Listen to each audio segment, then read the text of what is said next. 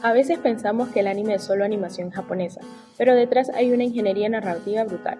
Hoy quiero que hagamos un viaje de los cimientos que puso un genio que no tenía presupuesto hasta la locura técnica que vemos hoy en los estudios de MAPPA. Vamos a hablar de cómo la imagen se convirtió en lenguaje. Empecemos con Osamu Tezuka. Miren, después de la guerra él revolucionó todo porque no solo dibujaba, él dirigía sus páginas. Adaptó el lenguaje del cine al papel. Si él quería que sintieras miedo, usaba un contrapicado. Si quería drama, te metía un primer plano directo a los ojos. Y hablamos de ojos. ¿Se han preguntado por qué son tan grandes? Bueno, no es casualidad. Tezuka se inspiró en Disney y Betty Boop para que los personajes pudieran gritar sus emociones sin decir ni una palabra. Pero lo más brillante de Tezuka fue su capacidad de resolver problemas. Como no había dinero para hacer animación fluida, se inventó la animación limitada. Solo movía la boca mientras el cuerpo estaba estático, o usaba este truco de deslizar el fondo para que pareciera que Astro Boy volaba a 1000 por hora. Eso no era tacañería, era eficiencia narrativa. Ahora demos un salto hacia Masao Maruyama. Si Tezuka es el padre, Maruyama es el padrino que llevó el anime a las grandes ligas del arte. Él fundó Madhouse y MAPPA con una idea clara. A diferencia de Tezuka, Maruyama apuesta por la fluidez extrema. Si han visto Jujutsu Kaisen o Yuri on Ice, habrán notado que el movimiento es natural, casi humano. Eso es porque usan técnicas como el rotoscopia, calcando movimientos reales para que el combate o el baile se sientan vivos. Además, Maruyama usaba la luz de una forma increíble. Sus escenarios no solo son fondos, son atmósferas con luces de neón o atardeceres que te hacen sentir la psicología del personaje a través del color. El anime no es solo un medio de entretenimiento juvenil, es un espejo que refleja las partes más crudas de nuestra existencia a través del género seinen. Esta demografía nació en los años 60, cuando los lectores que crecieron con historias infantiles se convirtieron en adultos y buscaron tramas que reflejaran sus nuevas preocupaciones. Fue el movimiento Gekiga el que plantó la semilla, alejándose de los héroes perfectos para demostrar historias crudas sobre el crimen y la desesperación urbana, estableciendo las bases de lo que hoy entendemos como narrativa para adultos. A diferencia del shonen, el seinen no trata sobre quién es más fuerte, sino sobre cómo sobrevivimos en un mundo que no tiene respuestas claras. Sus historias se definen con la ambigüedad moral, donde los protagonistas son seres grises y las consecuencias de sus actos son permanentes. Aquí no existen soluciones mágicas ni el poder de la amistad. Lo que encontramos es una exploración profunda de la psicología humana, la política y el trauma, tratándonos como espectadores capaces de procesar una realidad donde el final feliz no está garantizado. En este escenario, Tokyo Ghoul apareció como el motor impulsor global definitivo.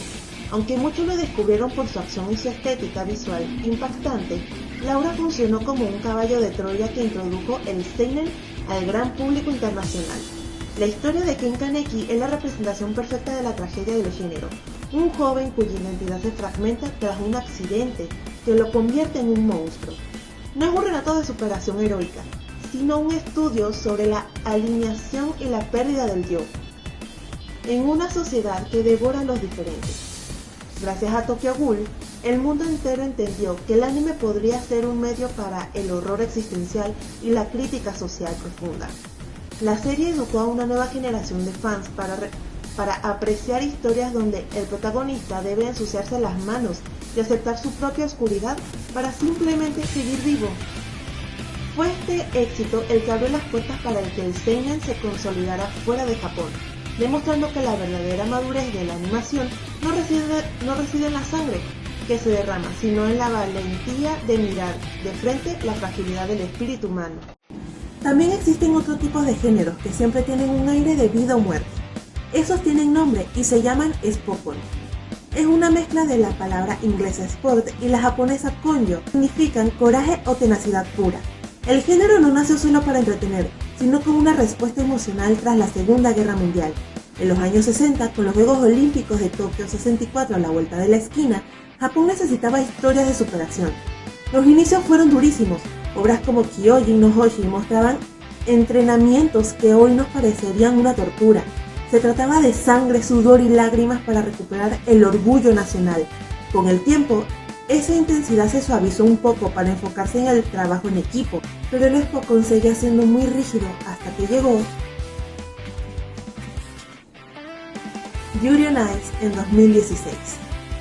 Este anime fue un terremoto porque cambió las reglas del juego.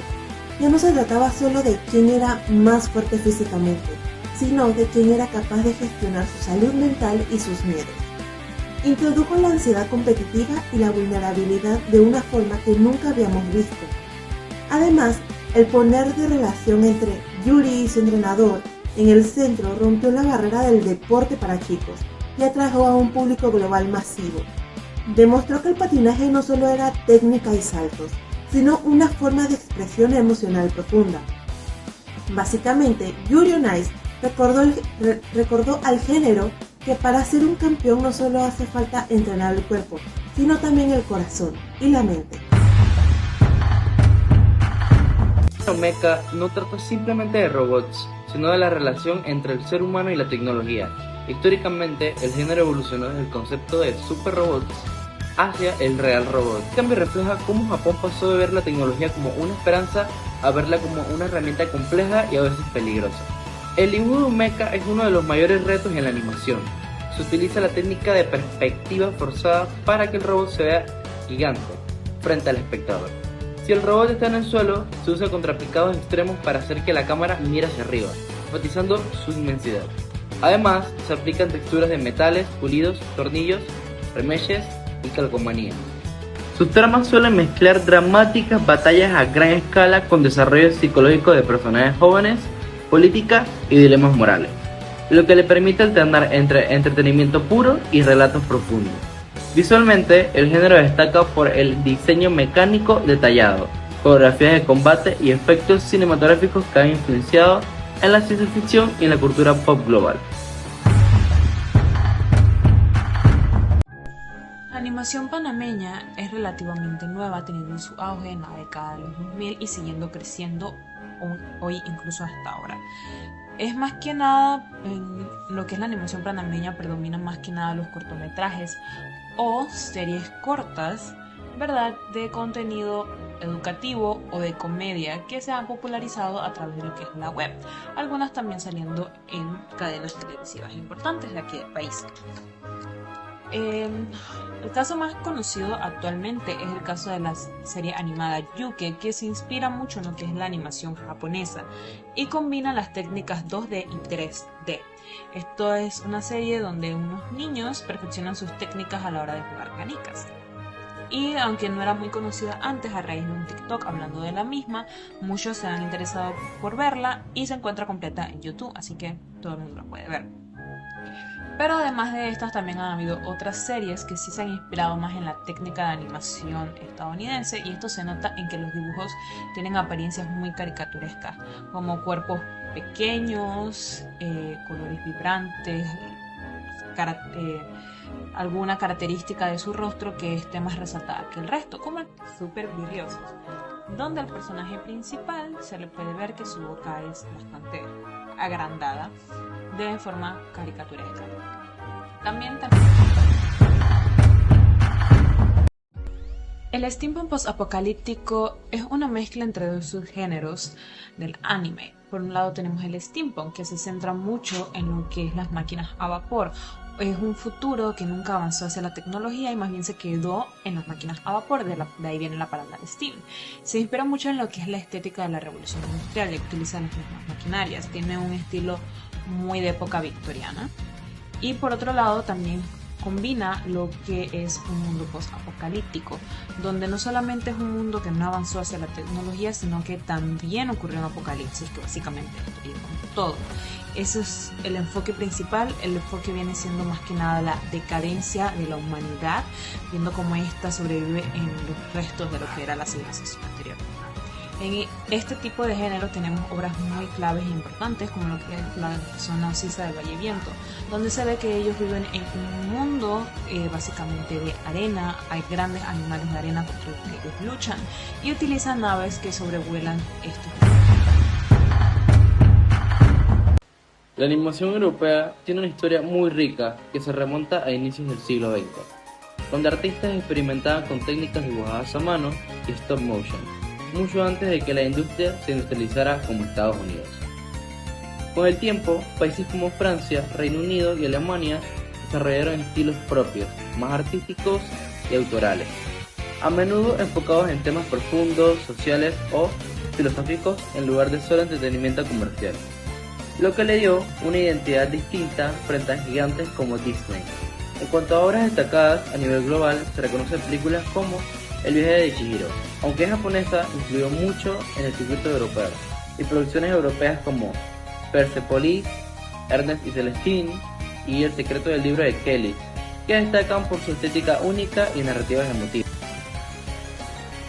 Podemos sumar que en Europa es muy común que la animación se apoye con fondos públicos y festivales culturales, lo que permite más libertad creativa y menos presión comercial. Por ejemplo, el Festival Internacional de Cine de Animación de Annecy es uno de los más importantes del mundo y funciona como vitrina global para nuevos talentos. También es interesante que muchas producciones europeas son coproducidas entre varios países, lo que mezcla estilos visuales y culturas en la misma obra. A diferencia de Hollywood, aquí no todo está dirigido a niños. A diferencia de Hollywood, aquí no todo está dirigido a niños, sino que hay muchas películas animadas pensadas para adultos, con temas políticos, históricos, emocionales fuertes. Además, Europa ha sido clave en el desarrollo de técnicas como stop motion moderno, impulsados por estudios como Aardman Animation y la animación digital con escuelas reconocidas como Gobelins. Por último, muchas series europeas han tenido impacto internacional como Peppa Pig, demostrando que también pueden competir en el entretenimiento global.